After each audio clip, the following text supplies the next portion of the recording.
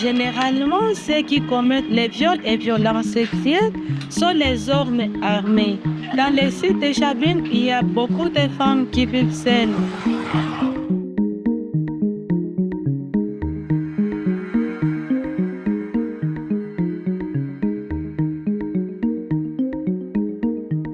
Et il faut savoir que ce sont les femmes qui sont venues sur des déplacés de guerre.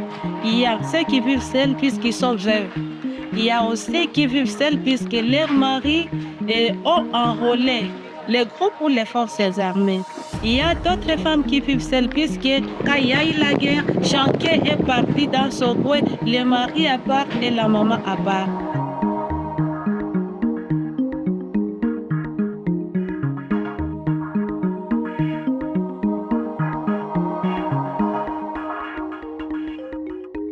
Ils vivent dans une famille à une taille en moyenne de 5 enfants par ménage.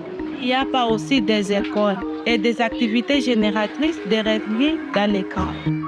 Et du coup, les femmes se débrouillent à la recherche des bois de chauffage pour préparer la nourriture et pour vendre.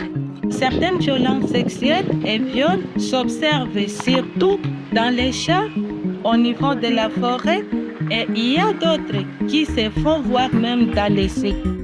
Pour les femmes, après l'agression sexuelle, il y a ceux qui opèrent, d'autres sont honte et d'autres sont stigmatisés.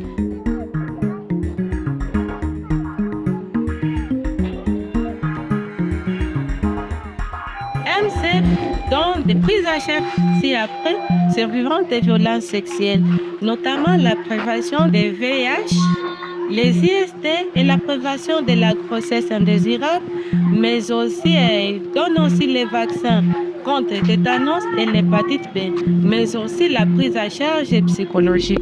Mais comme on n'a pas de soucis économiques et apprentissage des métiers, ils rentrent toujours dans leur vie quotidienne, ils vont cultiver les champs et là aussi encore ils sont réagressés, un revient et ça devient vraiment un cycle vicieux.